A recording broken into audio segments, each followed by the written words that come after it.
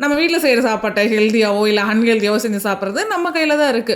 So, இன்னைக்கு நம்ம வீட்ல வந்து பன்னீர் பாக்கெட் ஒண்ணு இருந்தது. சரி அத வச்சு ஹெல்தியான ரெசிபியா ஏதாவது ஒண்ணு செஞ்சிருக்கலாம். ஆனா நம்ம நாக்கு என்ன தேடும்? அன்ஹெல்தியான ரெசிபி தானே தேடும். அந்த மாரி தான் இன்னைக்கு எனக்கு இந்த பன்னீர் சில்லி சாப்பிடணும்னு ரொம்ப கிரேவிங்ஸா இருந்தது. அதுவும் இந்த கிரேவிங்ஸ யார் தூண்டி விட்டானா, பக்கத்துல இருக்கிற என் ஃப்ரெண்டு தான். 1 வீக்கு முன்னாடி பன்னீர் சில்லி செஞ்சு கொண்டு வந்து குடுத்தாங்க. அந்த டேஸ்ட் அப்படியே நாக்குல ஒட்டிக்கிச்சு. எனக்கும் வந்து செஞ்சு சாப்பிடணும்னு தோணிட்டே இருந்தது. ஒரு வழியா இன்னைக்கு வந்து பன்னீர் சில்லி ரெடி பண்ணிட்டேன். அதுவும் ஹோம்மேட் மசாலால எதுவும் இல்ல. கடையில வாங்குன சிக்கன் 65 மசாலா போட்டு தான் வந்து ரெடி பண்ணியிருந்தேன். பன்னீர் யூஸ் பண்ணி பண்றனால டேஸ்ட் நல்லா இருக்கா? இல்ல இந்த சில்லி பவுடர் டேஸ்ட்டாங்கிறது தெரியல. ஆனா 2ஓட காம்பினேஷனும் ரொம்ப சூப்பரா இருக்கு.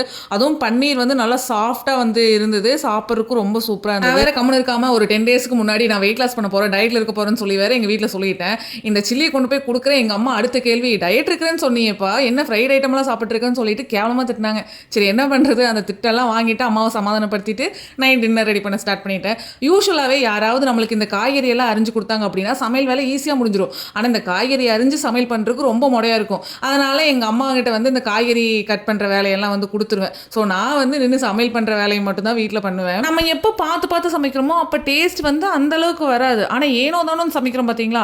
அப்ப பார்த்தா டேஸ்ட் ரொம்ப சூப்பரா இருக்கும். அந்த மாரி தான் இன்னைக்கு இந்த தக்காளி சாதம் நான் பார்த்து பார்த்து ரெடி பண்ணுவேன். அப்பல்லாம் இந்த தக்காளி சாதம் டேஸ்ட்டா வராது. இன்னைக்கு ஏனோ தானோன்னு சமைச்சேன். ஆனா சூப்பர் டேஸ்ட்டா வந்து இருந்தது. அதுவும் இந்த பன்னீர் சில்லி, தயிர் வெங்காயம் எல்லாம் வச்சு சாப்பிடுறதுக்கு இன்னுமே டேஸ்ட் வந்து அல்டிமேட்டா இருந்தது.